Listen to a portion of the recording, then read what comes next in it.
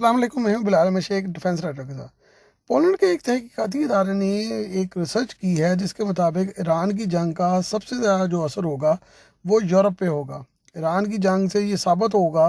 کہ روس اب اگلی چال کیا چلے گا۔ روس اگلی چال یہ چلے گا کہ وہ 90 دن کے اندر اندر کسی بھی یورپی ملک، خاص طور پہ لتھوینیا پر قبضہ کر سکتا ہے اور اسے ایک بھی گولی چلانے کی ضرورت نہیں پیش آئے گی، کیونکہ یہ ممالک سارے کے سارے بالکل کمزور ملک ہیں۔ اور اگر نیٹو کا ڈیفنس جو ہے وہ ختم ہو گیا اور نیٹو سے امریکہ نکل گیا تو یورپ کا دفاع بالکل ختم ہو کر رہ جائے گا۔ بالٹک ڈیفنس انیشیٹو کی ایک تحقیق کے مطابق یورپ کے دفاعی نظام کے تمام حصے بکھرے ہو چکے ہیں اور امریکہ ایران کی جنگ سے فارغ ہوتے ہی نیٹو کو فارغ کر دے گا اور ختم کر دے گا۔ ایسے میں لتھوینیا جیسے بہت کمزور، چھوٹے اور بغیر فوج کے ملک جو ہیں وہ روس کے سامنے بالکل جو ہے وہ ہو جائیں گے۔ ایسے حالات میں امریکہ اور ایران کی جنگ میں جو بہت معاملات خراب ہو رہے ہیں، اس سے فارغ ہوتے ہی جو ہے فوری طور پر وہ کبھی بھی نیٹو اور نیٹو کے ممالک کی مدد جو ہے وہ اچھی طرح سے نہیں کر سکے گا، کیونکہ اب وہ نیٹو سے بڑا شدید ناراض ہے۔ روس کی طاقت ایک بہت بڑے پہاڑ کی مانند کھڑی ہے، جسے اب بہت زیادہ جو ہے وہ طاقت مل گئی ہے، کیونکہ اس کا تیل اب اس وقت دھڑا دھڑ بک رہا ہے اور اس پہ سینکشنز جو ہیں وہ نرم ہو چکی ہیں۔ ایسے میں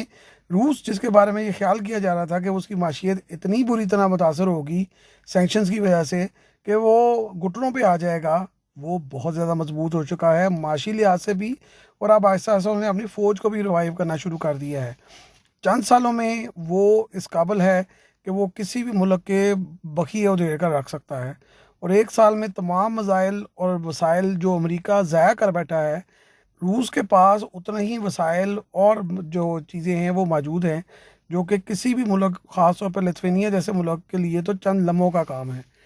چند ہائپرسونک میزائل اور ڈرونز جو ہیں وہ لتھوینیا جیسے چھوٹے ملک کے لیے تو چند گھنٹوں کی بات ہے۔ لتھوینیا کا پورا سویلین سسٹم مفلوج ہو کر رہ سکتا ہے اور اس قدر دباؤ ہو سکتا ہے کہ یہ اس کے ساتھ دیگر ممالک جو چھوٹے چھوٹے ممالک ہیں وہ بھی ختم ہو کر رہ جائیں۔ فرانس بھی ایسا ایسا اپنی طاقت اپنے ملک میں اکٹھی کر رہا ہے، اور برطانیہ بھی ابھی اتنا مضبوط نہیں ہے کہ وہ روس سے ڈائریکٹ پنگا لے سکے اور اکیلے پنگا لے سکے۔ ایران کی جنگ میں روس پر پابندیاں نرم کی گئیں، جس وجہ سے وہ دھڑا دھڑ تیل فروخت کر رہا ہے، جس کے دام پہلے تو 45 سے $50 فی بیرل تھے اور ادائیگی بھی آہستہ آہستہ ہو رہی تھی، لیکن اب تو ہاتھوں ہاتھ کیش جو ہے وہ $100 فی بیرل جو ہے وہ اس کا بک رہا ہے۔ تو ایسے میں وہ بہت مضبوط ہو رہا ہے، یعنی وہ معاشی لحاظ سے بھی بہت آگے چلا جائے گا۔ اگرچہ لتھوینیا نیٹو کا حصہ ہے اور لتھوینیا کی حکومت اس بات پر مصر ہے کہ نیٹو کی چھتری کے نیچے وہ اگلے 2-3 سال تک تو بالکل محفوظ ہے، لیکن اگر نیٹو ہی ختم ہوگی تو پھر کیا ہوگا؟ نہ کوئی ملک جو نیٹو کو لیڈ کرے گا یا نیٹو کے آگے چلے گا وہ ترکی ہو سکتا ہے، لیکن یورپ اس کی تنگ نظری کی وجہ سے ترکی کو بالکل سائڈ پہ رکھیں گے۔ یورپین یونین کا حصہ تو اسے بننے نہیں دیا جا رہا، اور ترکی نے اس پہ کافی گلہ بھی کیا ہے کہ مجھے یورپین یونین کا حصہ نہیں بننے دیا جا رہا،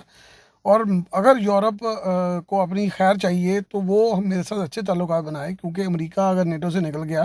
تو پیچھے سب سے بڑی فورس تو ترکی ہی کی رہ جاتی ہے، اور یہ فیصلہ یورپ کے لیے بڑا ہی مشکل ہوگا، کیونکہ وہ اپنے بہت بڑے دشمن کو کبھی بھی آگے آنے نہیں دے سکتے، اور وہ بھی ایک مسلمان ملک۔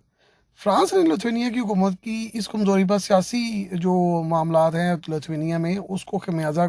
جو ہے وہ قرار دیا ہے، اور انہوں نے کہا ہے کہ یہ 28 لاکھ افراد پر مشتمل ملک جو ہے وہ بہت زیادہ خطرے میں ہے۔ اس کی اپنی کوئی فوج نہیں ہے، جبکہ وہ مارچ 2004 سے نیٹو کا حصہ تو بنا ہوا ہے، لیکن اس کے لیے معاملات بڑے خطرناک ہیں، اور یہی صورتحال Norway, Iceland, Greenland اور دیگر بہت سارے ممالک کی ہے جو کہ اپنا دفاع کرنے کی بالکل صلاحیت نہیں